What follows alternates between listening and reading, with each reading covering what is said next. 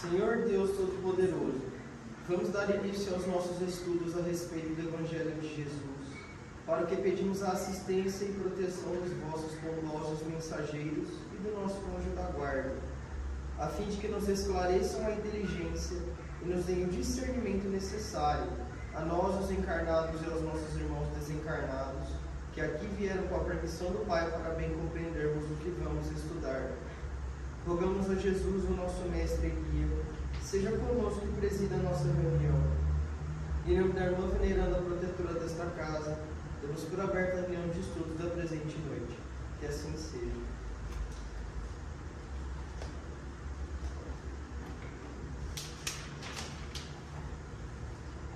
Levantai os olhos.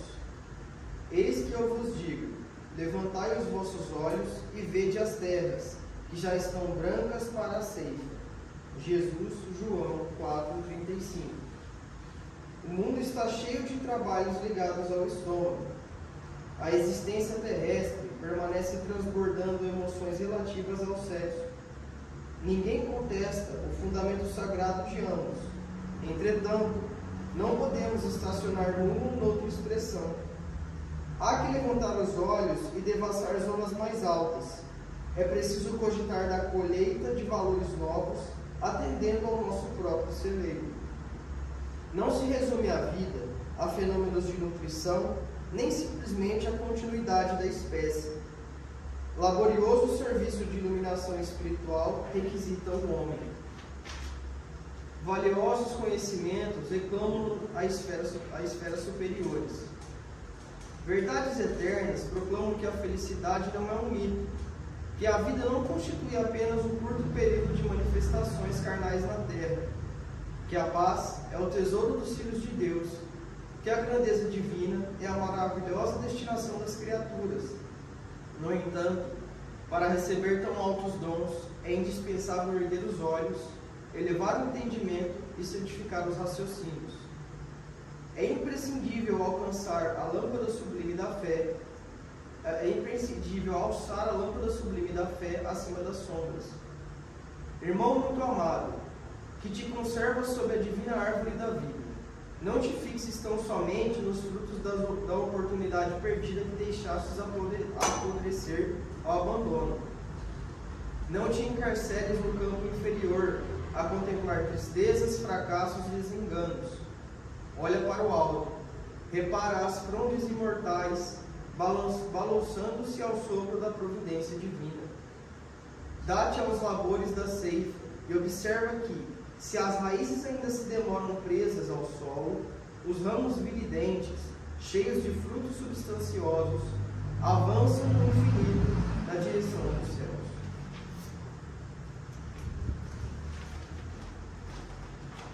Pai nosso que estais no céu, santificado seja o vosso nome, Senhor. E venha a nós o vosso reino. Que seja feita a vossa vontade, assim na terra como no céu. O pão nosso de cada dia nos dai hoje, Senhor. Perdoai as nossas ofensas, assim como nós perdoamos aos que nos têm ofendido.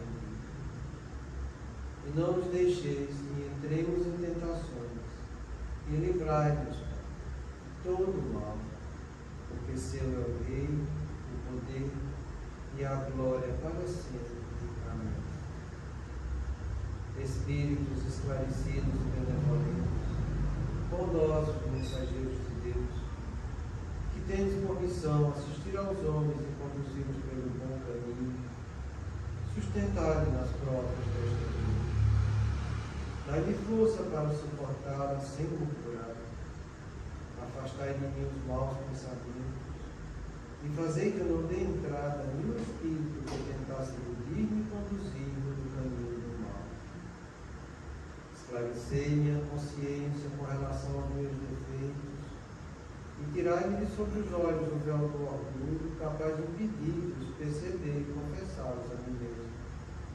A ti, sobretudo, bondoso anjo da guarda, que mais particularmente velais por mim, e a todos vós, espíritos protetores que por mim vos interessais, Fazei que me torne digno da vossa proteção.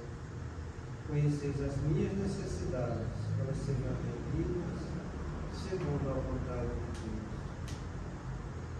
Que a paz que irradia do coração de Jesus e que abrange toda a terra possa ser assimilada por todos os corações aqui presentes, tanto encarnados quanto desencarnados, para que, de posse dessa paz, possamos compreender as leis que regem o mundo espiritual e ter a sabedoria de praticá-las em nossa vida diária.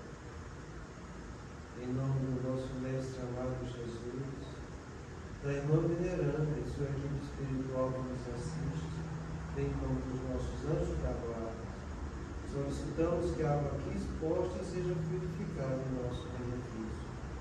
Que assim seja. Damos graças a Deus. Amém.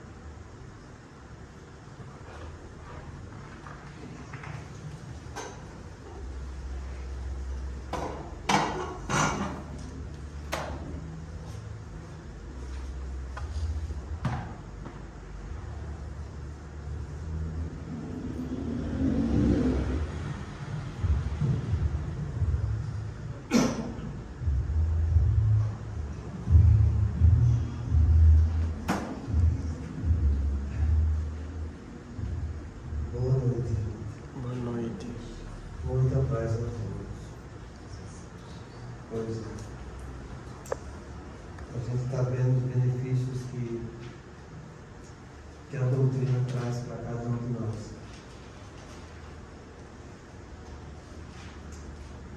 E diz o seguinte: quando ao encarnar, deve ser assistido nas reuniões evangélicas, de estudos, nos passos, água purificada, em orações, trabalhos fraternais de várias qualidades.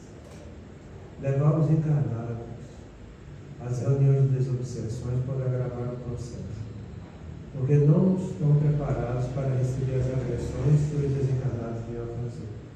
Em tais casos, não há também um esclarecimento do espírito necessitado, que fica mais enraivecido ainda. E a gente viu vários desses tópicos, a gente estava vendo sobre orações e sobre trabalhos fraternais. Eu trouxe para vocês alguns exemplos sobre isso, mas antes eu queria reforçar essa pergunta e resposta que está no nosso livro dos Espíritos, para que você veja a diferença entre oração e trabalho fraternal. Eu vejo as pessoas muito preocupadas com oração. Não estou dizendo que esteja errado,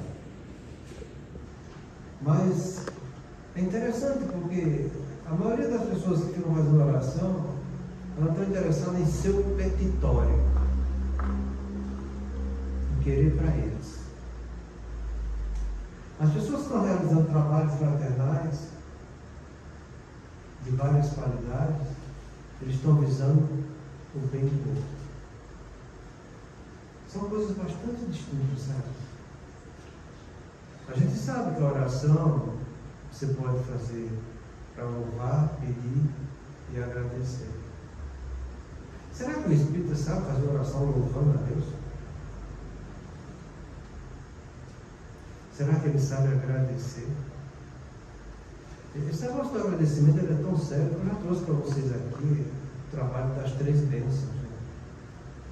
E isso é um trabalho cientificamente comprovado, com ressonância funcional, e também trabalho de acompanhamento de neuropsicologia, que a pessoa, quando faz as 3 graças todo dia durante um mês, o sistema comportamental dele e a área da bondade melhora. Os trabalhos de neurociência mostram que tudo melhora na vida da pessoa. Quadros depressivos melhoram, transtorno de ansiedade melhora, transtorno de estresse melhora tudo. Tudo. Isso para você sentar de noite na sua casa, quando terminar o dia, você pensar 3 coisas boas que aconteceram, escrever as coisas boas e dizer por que aquilo ali foi bom para você. Você faz isso em menos de 5 minutos. Se isso é tão bom, se isso mostra que vale para tudo, se isso aqui mostra que melhora tudo, se tem a doutrina espírita que diz que a prece é feita para agradecer, você está se conectando com Deus, o Espírito não faz? Por quê? E por que ele está tão interessado em pedir coisa para ele? São essas coisas que a gente precisa entender, sabe? Porque se você não tiver a fazer um esforço de entendimento sobre isso, você não vai melhorar nunca. Você vai continuar essa mediocridade que você é a mesma mesmice e fica nisso aí e não sai disso, sabe? Porque quando fala em prece, o espírito chega e se arrepia, sabe? Tá? Tanto é que eu tinha aqui nessa casa livro de prece, entende? Prece daqui, prece dali, entende? Trabalho, passos com prece, é prece. E eu fico me perguntando onde é que fica isso aqui, hein? Trabalhos fraternais, de qualquer qualidade, que é mais importante do que a prece. Onde fica?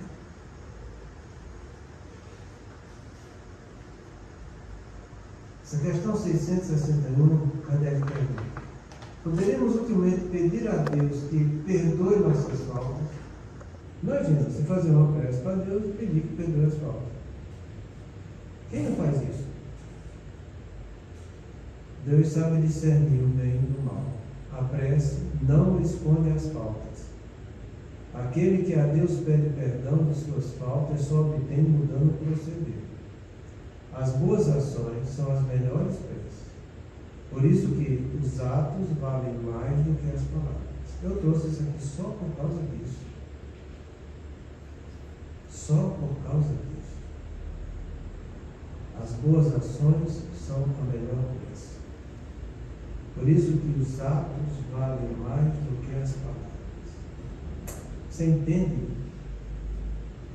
Os atos, trabalhos fraternais, ajudando ao próximo, vale mais do que uma tonelada de prece que você possa fazer? Aí eu pergunto para mim, pergunto para vocês, pergunto também para cada um de vocês: qual o trabalho fraternal que você está fazendo? Começa o trabalho fraternal de você com o seu corpo. Está cuidando bem dele? Porque seu espírito é uma coisa, seu corpo é outra. Seu espírito é o seu essencial, seu corpo é a região causal, é o seu ego. Está cuidando bem dele? Está alimentando com alimento de primeira qualidade? Ou está comendo banha? Ou comendo carboidrato? Como é que está o trabalho fraternal junto com o teu pai e com a tua mãe? Será que você está honrando pai e mãe? Isso está desde os 10 mandamentos. Jesus bateu o martelo e disse que é certo, tem que honrar pai e mãe. E a doutrina espírita fala a mesma coisa. E aí? Qual o trabalho fraternal com o pai e com a mãe? Qual o trabalho fraternal que está tendo com o cônjuge? Será que está tendo também, honrando e tendo respeito e amizade? Será que está? Então, são coisas que a gente tem que entender, porque se você não faz isso com você, dentro da sua casa, você vai fazer lá fora? Não seja hipócrita, né? Não seja hipócrita. Cada um só dá o que tem. Amarás o teu próximo como a ti mesmo. Primeiro mostra como você se ama, para depois você amar o próximo. São verdades muito contundentes, que só não enxerga aquele que quer continuar iludido. Paciência, aí o problema é de cada um. Sabe? Então entenda, você jamais vai conseguir passar a perna em Deus. É isso que ele está dizendo aqui. Então, Deus sabe discernir o bem e o mal, você não vai passar a perna nele. É o que eu falo sempre para vocês: para tudo que você pensa, fala e faz, existe uma lei de Deus olhando para você, dizendo: o correto é isso. Você está pensando assim, mas o correto é isso. Deus sabe discernir o bem e o mal. Você não vai enganar Deus. Ele sabe muito bem o que está fazendo. Ele é perfeito, você é imperfeito. Então cuidado quando você vai falar para Deus. Porque para falar para Deus, você tem que entender que Ele, sabendo discernir o bem do mal, você tem que ser extremamente sincero quando for falar com Ele. Não adianta você querer esconder alguma coisinha dele. Entendeu? Meu Deus, eu estou doente, estou passando assim, quero que me ajude, coitado. Você está fazendo o melhor que está ao seu alcance pela saúde do seu corpo? Você parou para pensar e analisar que a doença que você está tendo no seu corpo hoje, muitas vezes foi consequência das imprudências que você fez no passado? Se você enxergar isso, você precisa entender que o problema não é você curar o corpo, é você mudar a maneira que estava vivendo. Então, são essas coisas que a gente tem que entender, porque está lá no nosso livro dos Espíritos, lá para a gente. A prece é preciso você ter fé, fervor e sinceridade. Sinceridade por causa disso. Deus sabe de tudo. Fé porque você acredita que Ele realmente sabe de tudo. Você sente isso em você, que Ele é um Pai perfeito e que você é um filho imperfeito. É essa fé que a gente tem que ter. E esse fervor, porque você vai falar isso com emoção, sentindo o que a tua boca está falando, porque isso vem do coração. Então, é assim que a gente tem que fazer nossas preces para Deus. E é assim que a gente tem que fazer nossas preces para os outros. Principalmente aqueles que estão conosco dentro da casa espírita, que estão pedindo nossas preces e pedindo as preces para Deus. Aqueles que estão trabalhando dentro de uma cabine de passes e aqueles que estão sendo beneficiados dentro dessa cabine. Devemos entender que a gente tem que estar convicto disso que a gente está estudando, para que a nossa prece chegue até Ele.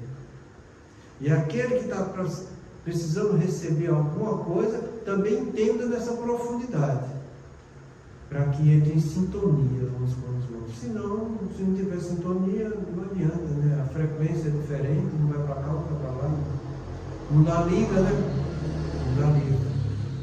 Então, o que é que a gente tem que fazer? A gente precisa estudar, aprender e passar para os outros.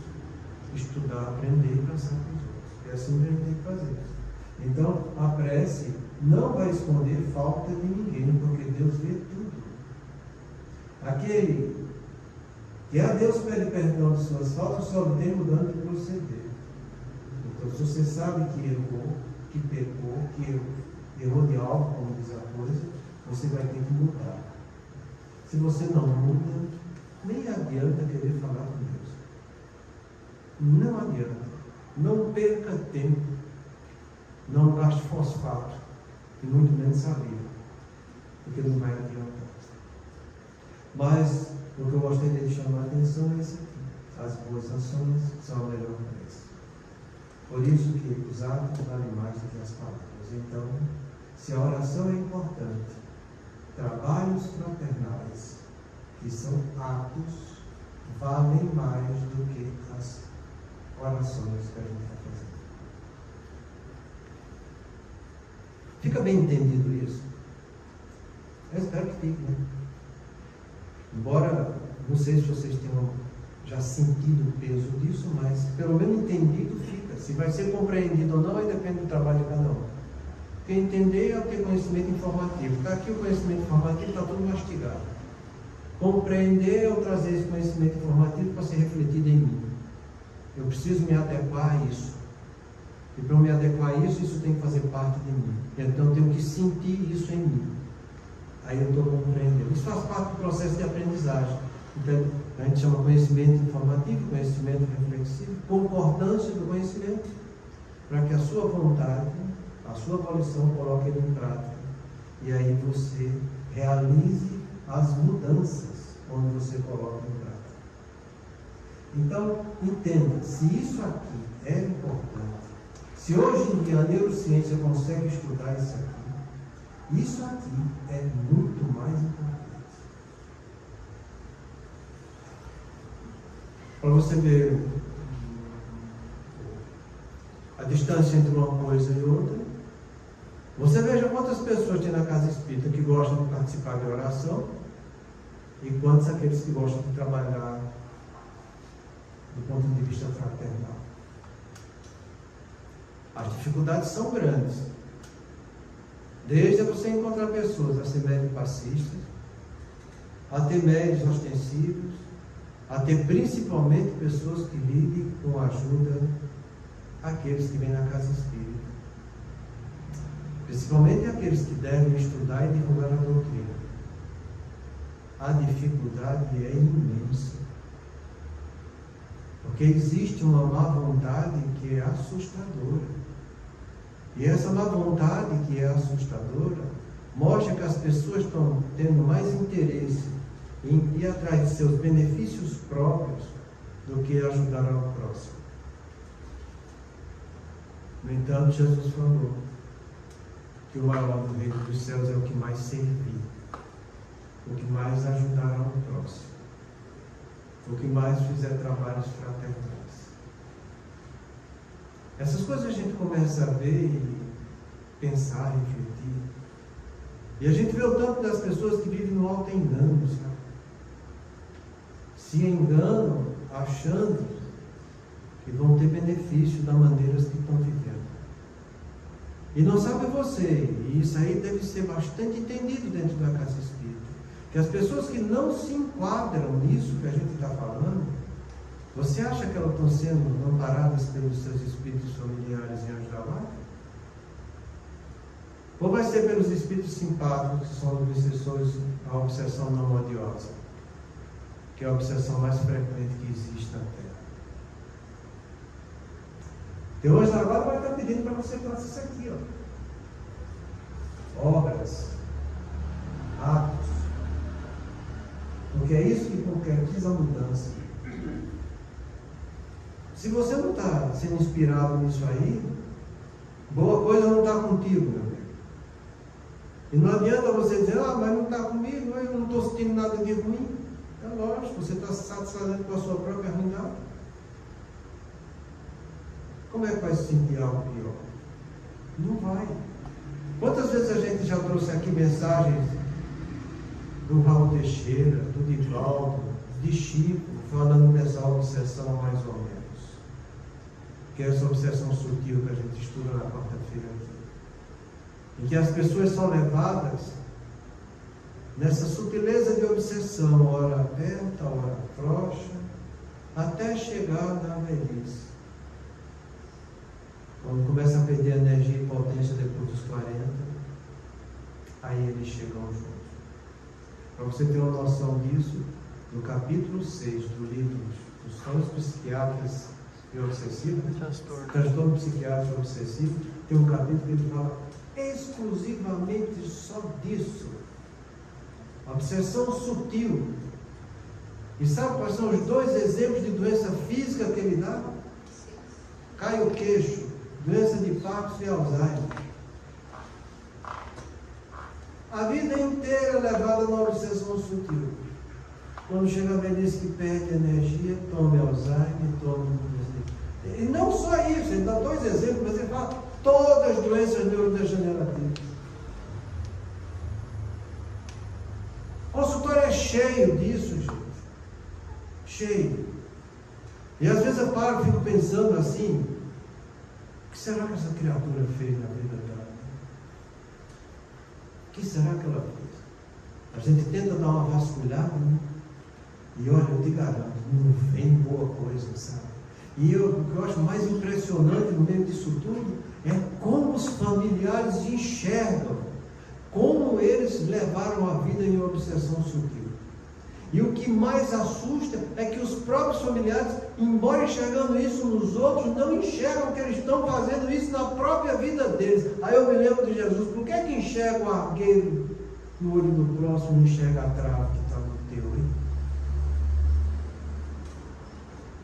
São isso que a gente fica assustado, porque é um campo minado em que você vê pessoas se comprometendo umas com as outras e fica aquela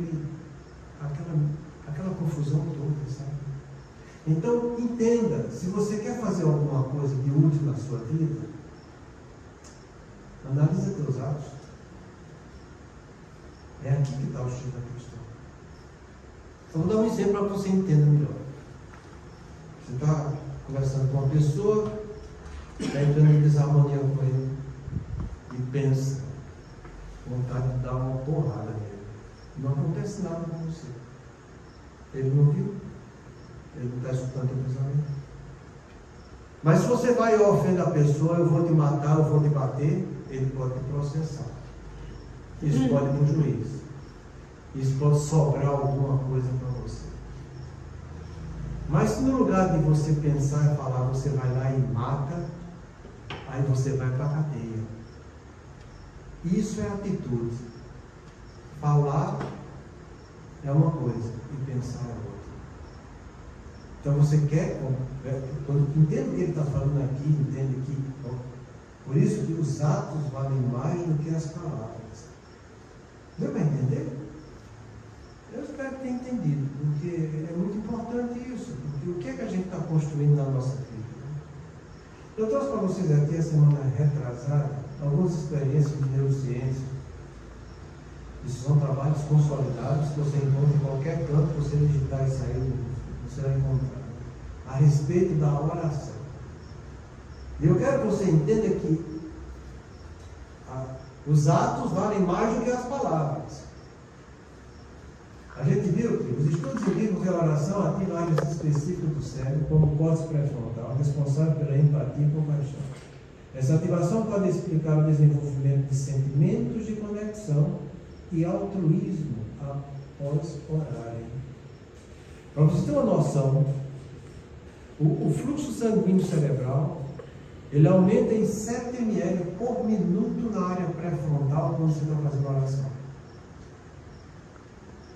Isso quer dizer que as células do teu pré-frontal, elas estão precisando de mais energia, mais glicose e oxigênio para funcionar.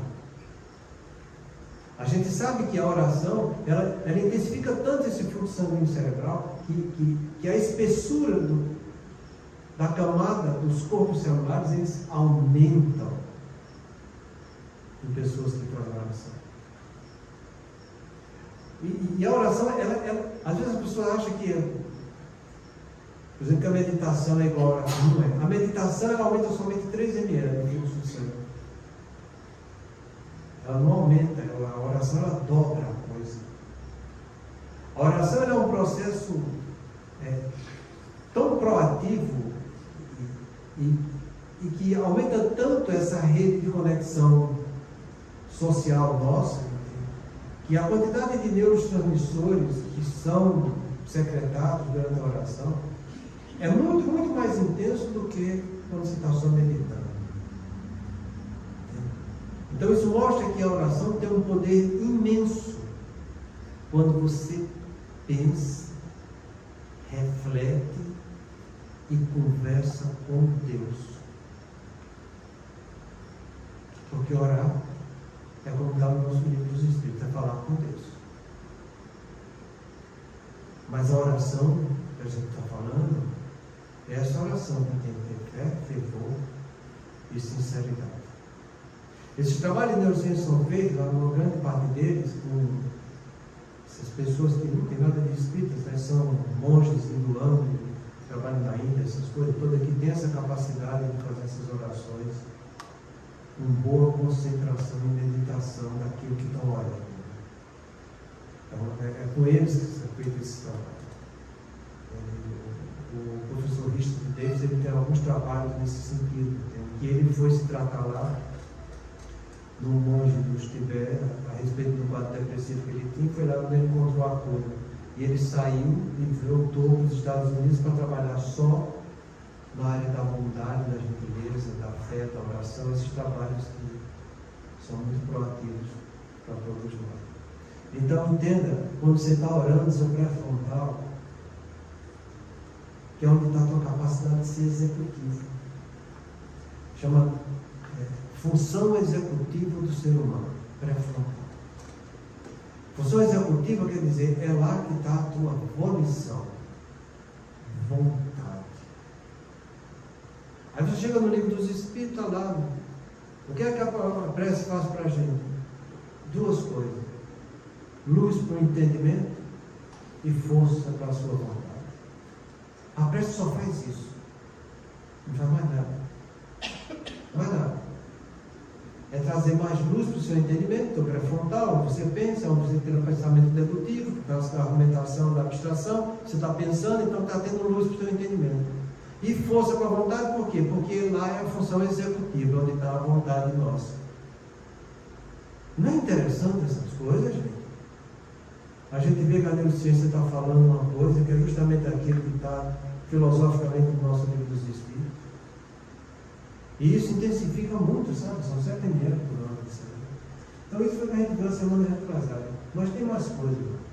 Ela aumenta a atividade do sistema límbico, a área do cérebro associada às emoções e sensações de bem-estar, sugerindo que a oração pode induzir a estados mentais de calma e contentamento.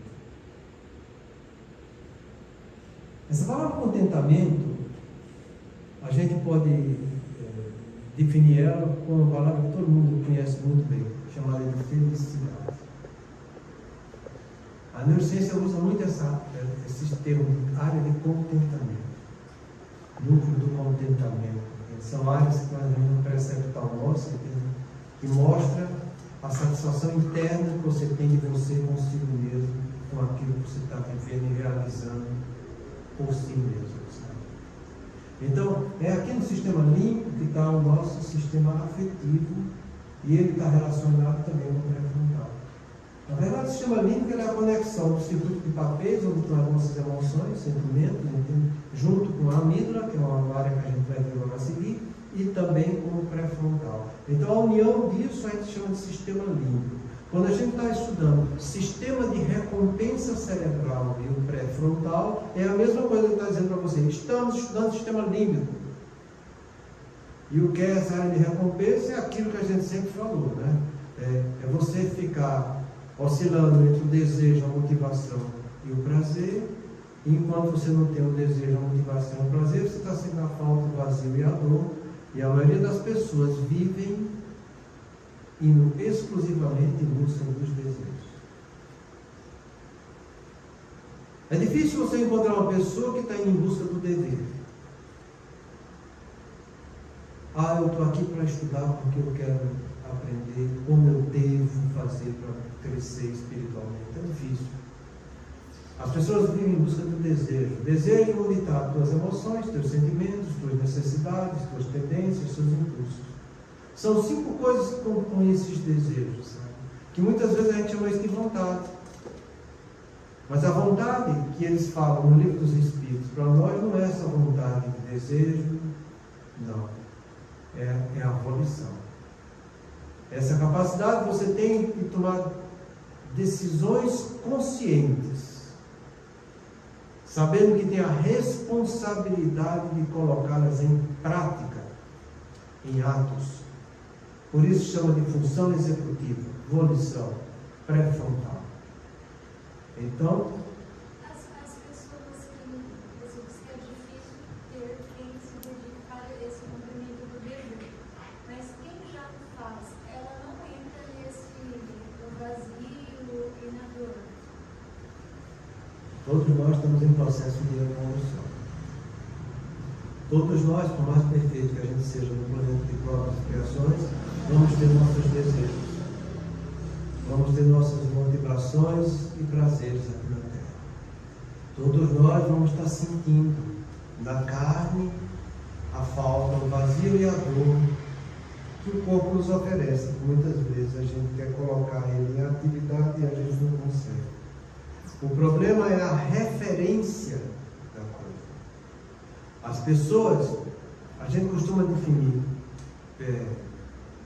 a consciência primária, né? A consciência que sonha e a consciência acordada e desperta. Né? A consciência primária é essa que vive só pelo desejo. São pessoas que priorizam 4 coisas: comer, que é alimentação, habitação, procriação e defesa para não morrer. Se você for ver, a grande maioria das pessoas vivem na Terra para isso. quer ter casa melhor, roupa melhor, carro melhor, celular melhor, tudo melhor, é habitação. O corpo dele está sendo habitado com o quê? Vive atrás de comer.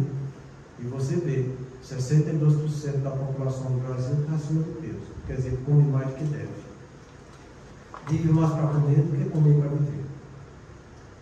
Sexo não vou nem falar, né? Porque aí é aquela coisa de escândalo. Para você ter uma noção. No Brasil, a estatística mostra que em um ano é praticado 1 milhão de abortos no Brasil. 1 milhão de abortos no Brasil. Em média.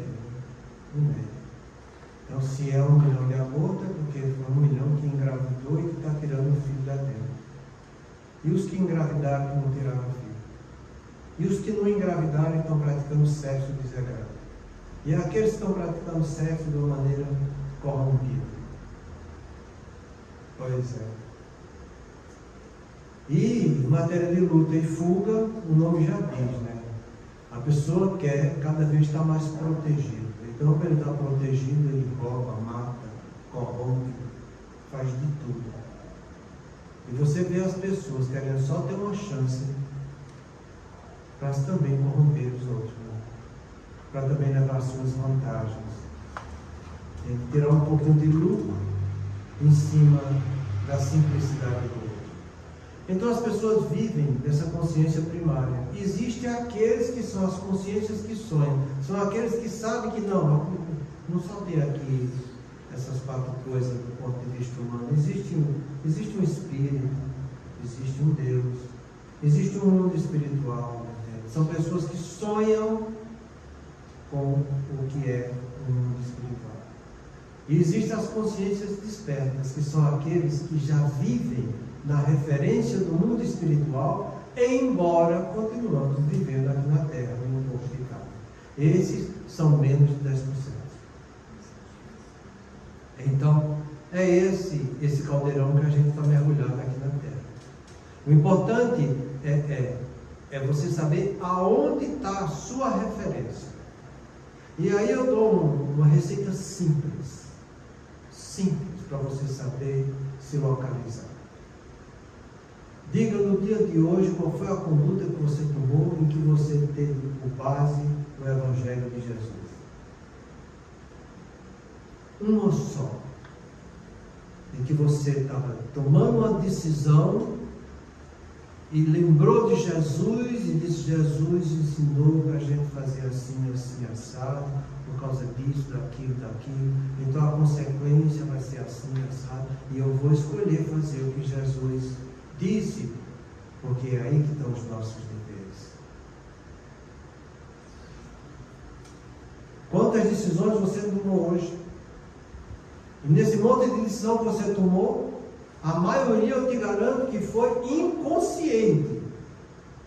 Você agiu do ponto de vista subconsciente. Você não agiu, você reagiu. Você não refletiu no que você estava fazendo. Você apenas fez porque chegou assim, você já deu desse jeito. São poucos os que agem. E menos ainda aqueles que agem tendo como uma referência algo estritamente nobre como Jesus. Sendo que o Espírito fala de boca cheia: Jesus é o meu modelo e guia. Para que eu não sei, porque nas decisões dele ele não toma Jesus como modelo e guia. E quando reage, está nessa consciência Primária. Deus deu, eu já falei para vocês, o homem quando ganhou a inteligência, a diferença dele do animal é que entre o que ele sente e o que ele vai fazer, o animal simplesmente reage. E você que é um animal, não. Você tem a liberdade de parar, pensar, refletir, analisar o que você está sentindo, para você saber o que você vai fazer. Mas as pessoas não fazem assim. Elas continuam vivendo reativamente. E vão de reação em reação, gerando complicação e por cima de complicação. Porque a única janela que você tem para entrar em comunicação com o seu anjo da guarda é o pré-frontal. Não existe outro. É lá onde está a casa das noções superiores, que André nos fala no nosso subconsciente. É lá que está gravada as leis de Deus. É lá que ele vai estar dizendo qual o dever que você deve praticar. É por isso que eu falo para você, diante de qualquer situação da vida, 2 perguntas você pode fazer, só duas. Diante disso que eu estou vivendo, o que é que eu devo fazer? Qual é o meu dever diante disso? Você sai da referência do seu desejo, onde estão suas emoções, sentimentos, necessidades, instintos. Você vai para o dever. Qual o dever que eu tenho diante disso? E quando você pensa em dever, entenda, é lá que está gravada as leis de Deus. Quem lembrou as leis de Deus? Jesus. Por que ele lembrou? Porque a gente havia esquecido e desprezado. É por isso que Jesus ele é tão importante na nossa vida. Essa questão está no livro dos Espíritos, não sou eu que estou inventando. Kardec pergunta, então de que adianta Jesus ter vindo, se a gente a lei de Deus está gravada na consciência? Ele fala, é porque vocês haviam esquecido e desprezado. Quer dizer, esquecido é que nem lembra mais, desprezado é quando você lembra e não está nem aí, não está entendendo para Deus. Então Jesus veio e lembrou. Por isso que eu falo para vocês, o que é que se viu de Jesus nas condutas que cada um tomou hoje? Porque quando você fala isso, entenda, você vai estar usando o seu pré-frontal e está usando o seu sistema límbico, que é onde estão as suas emoções e sentimentos. Você vai estar trabalhando atitudes nobres. E olha, que quando você está fazendo oração, que está vindo luz para o teu entendimento, entende?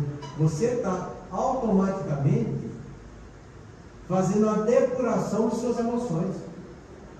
No início, o homem só tem instintos, quando avançados e corrompidos, tem sensações, quando instruídos e depurados, sentimentos. Está aí instrução e depuração dentro do teu miolo, as áreas cerebrais que servem para isso. Então, a oração traz isso para a gente, luz para o entendimento e força para a nossa vontade. E você vai depurando suas emoções e seus sentimentos para agir de uma maneira mais nobre, mais elevada para você. Mas não é só emoções e sentimentos, sabe? A oração também, ela reduz a atividade da amígdala, uma região do cérebro associada com medo e a resposta ao estresse. Isso sugere um efeito calmante, ajudando a reduzir a ansiedade e o estresse. Quem esteve aqui ontem me viu falando de ansiedade.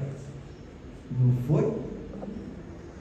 Pois é, gente. Está aqui o troço que gera ansiedade. É essa tal de amígdala, sabe? É ela que faz parte. A amígdala e o pré-frontal foi agregada ao circuito de Papez, formando o sistema límbico. Então, você é uma pessoa ansiosa, quer melhorar a sua ansiedade? Vamos dar essa resposta aqui. Mas não é só ansiedade, não. Você é estressado, se irrita com tudo. Vou te dar um exemplo de doença que o estresse está diretamente relacionado com ele. Fibromialgia. E olha que tem uns montes por aí. São pessoas que vivem de estresse, sabe? Estresse doença. Porque eles acham que a situação dele está aqui e o que a vida está pedindo para ele está aqui.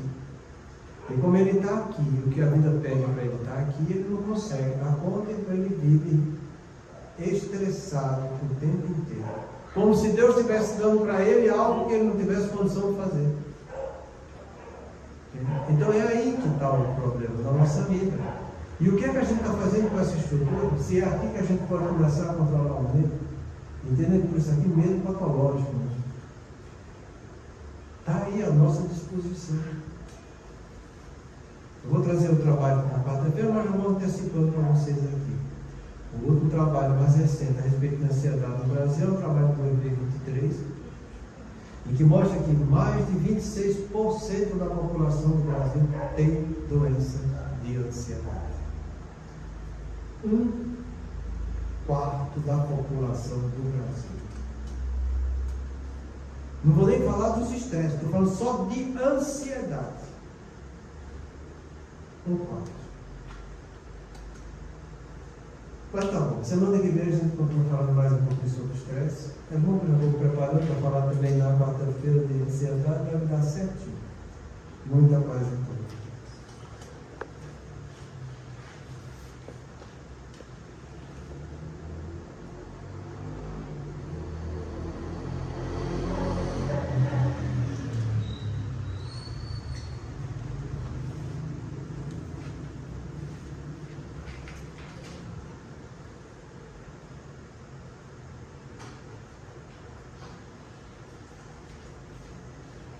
Examina teu desejo.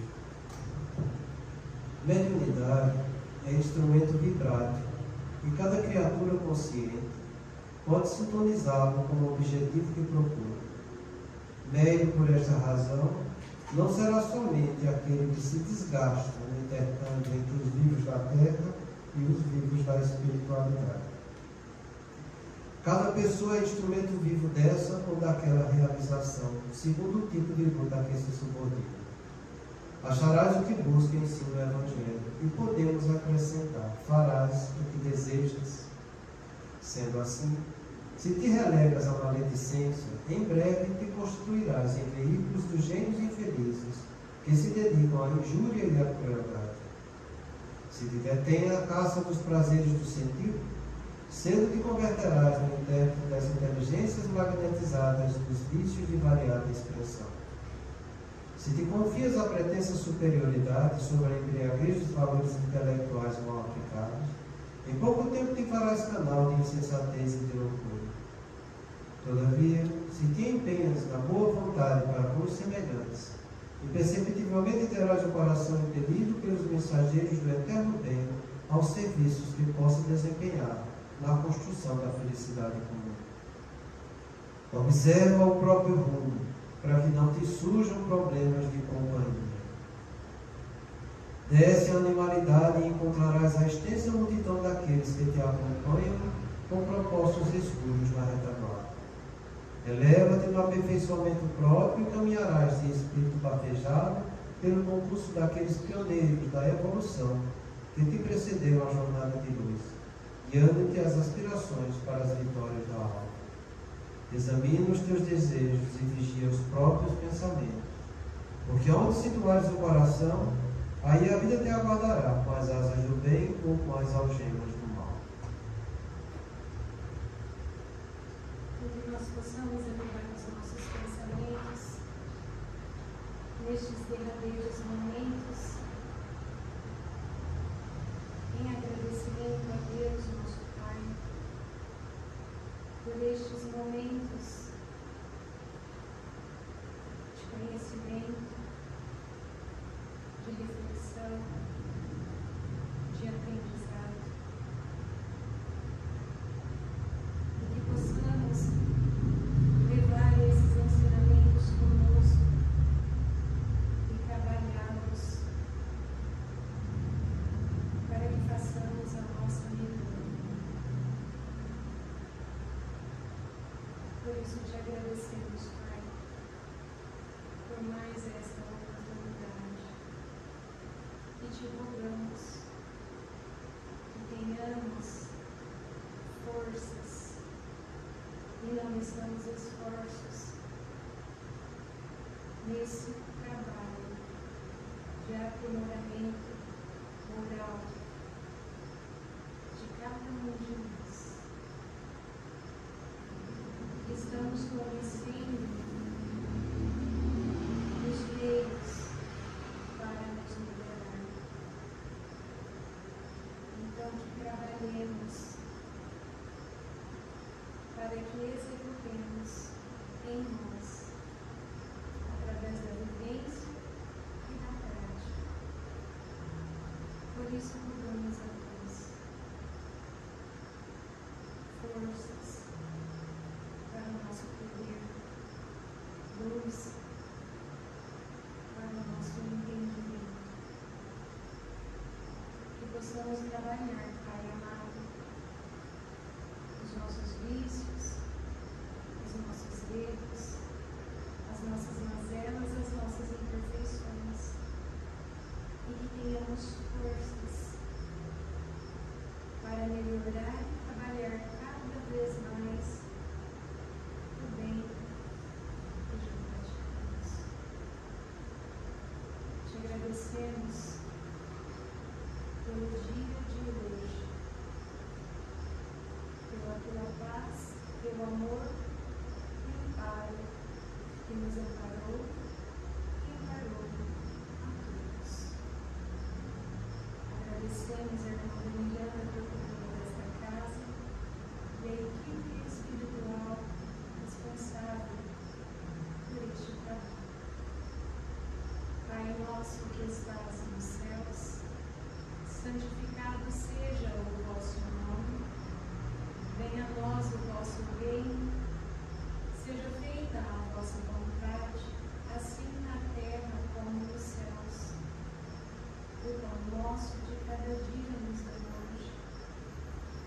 Perdoa as nossas ofensas, à medida que nós perdoamos aos nossos ofensores. E não nos deixeis